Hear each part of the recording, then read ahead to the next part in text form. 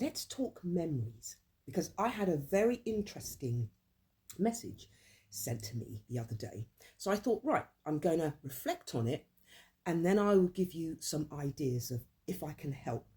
So when you're someone, and most people have dealt with trauma, severe traumas, mild traumas, trauma is trauma. And so when you've had a life filled with trauma, when you start to mature, we're obviously looking at memories, aren't we? Because you've lived a lot of your life. Take me, for instance, I'm 53. So I've lived a lot of life.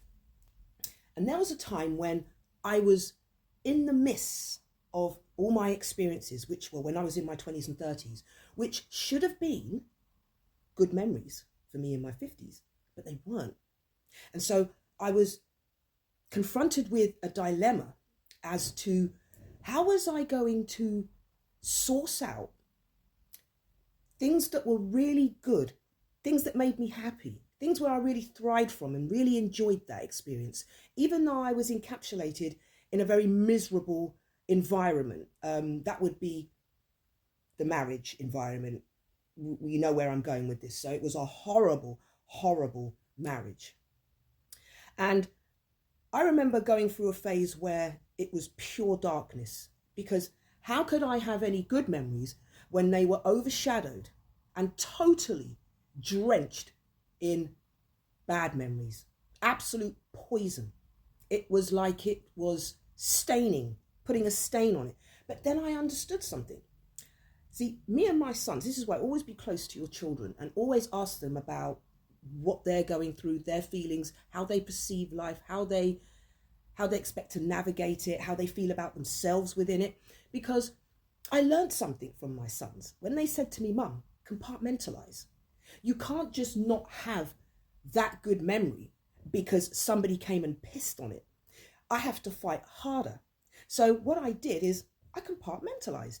I took out that good memory and I removed the stain that someone came on and just ruined it. So like, imagine being at a birthday party, and one of the spoilt kids, one of the jealous kids, because it's not their birthday and they really can't handle celebrating someone else's day, they pick up a cup and they smash it in the cake.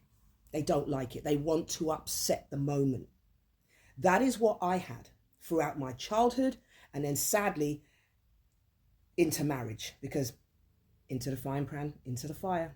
That's how it always works, unless you understand quickly, which is highly unlikely when you're just a child. You are going to get boiled alive, literally, and everyone is going to roast you. So basically, you've got people that come into your world.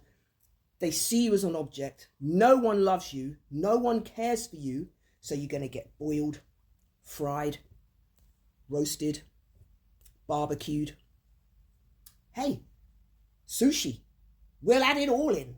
You know, you will be a meal ticket for everybody you come into contact with. So it's so difficult to keep a happy memory in a moment that was just destroyed.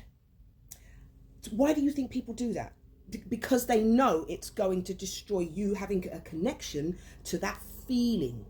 Now, everyone is entitled to feel balanced in their autonomy and to feel whole and person-centered.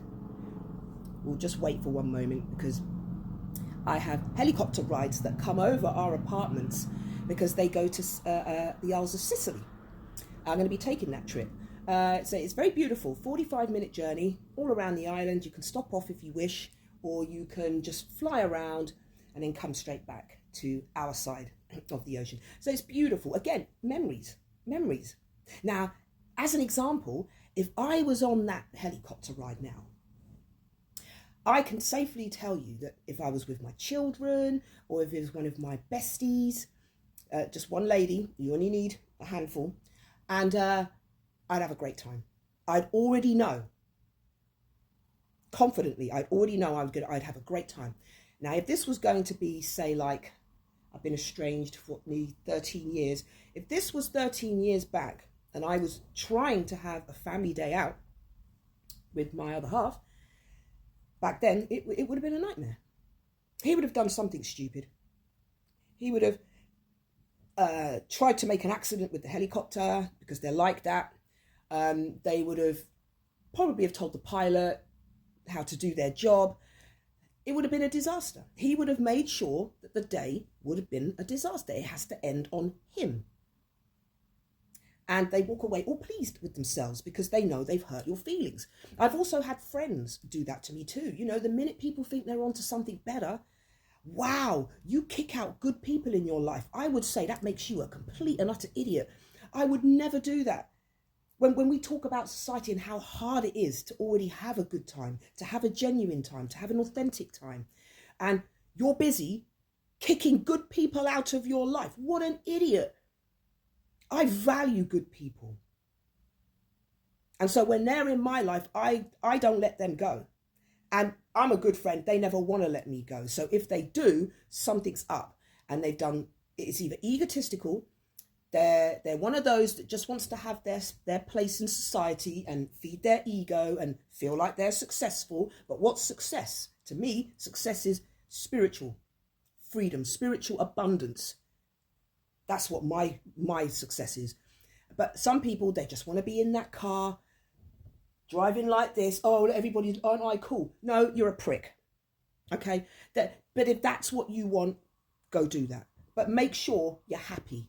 Instead of driving around because you want to stick it in people's faces. Because believe it or not, a lot of people live for that. They don't live to actually enjoy the moment. Get your hair down, have the wind blowing, and and you're driving your car, you're cruising, cool. But some people are just doing that because you want to rub it in other people's faces. That mentality there is why people are struggling to have a flat out good memory, which you don't have to tweak and tamper with. But for those of us who have lived with traumas, you become one of those people. Write it in the comments. Please share your experiences. You'll be one of those people where people come and go because you have a strength inside you to adapt and to just deal with the fact that you've got a shit hand. Okay. You're one of the nicest people anyone could ever meet. But because you're strong, no one ever asks you if you're okay. Because you always don't seem to look like what you've been through, people feel that they can dump more on you. And that is one of the reasons why people like you and I got bogged down and we said, what good memories have I got? You tell me where I've got a good memory that has not been sabotaged, that hasn't been tainted, where someone hasn't come in and said, I don't like that smile on his or her face. I think I want their day to end on a low note instead of a high note. Now that is intentional. People do that on purpose. When they think they're onto something better, or when you were rattling their ego, they downgrade. And they do spiteful things, and it leaves you with that moment of, that could have been a great memory had we of parted amicably. But people can't do that because they were never your friend and they never cared for you in the first place. You were simply a stepping stone for them to get to where they want to get, so they can create their little fake memories that they don't even care about. Because trust me, you and I, we are truly authentic people. When we mean something, we absolutely wholeheartedly mean it 100%. When we do things, we do it with 100% intentional kindness. Sometimes we're too kind for our own good, but we will never stop. But what we need to do is put that kindness on ourselves. So make some good memories, and to make good memories that are totally flawless, discernment, my sweethearts, discernment. And if you want to really enjoy certain memories and you think to yourself, I can't ever seem to be happy and enjoy that memory because so-and-so came in and wrecked it. Well, laugh at so-and-so. They're a joke. They're an idiot. You're going to separate it, my sweetheart. Learn to separate that little isolated moment that gives you so much joy and hold on to it. I think I might do a part 2 for tomorrow. But hey, if you find my content, insightful, handy, useful, please do like and follow. And for those of you that already do, you know what I'm going to say. You're beautiful and you're gorgeous. You were enough then, you're enough now, and you will always be enough. And on that note, my sweetheart, Yeshua loves you.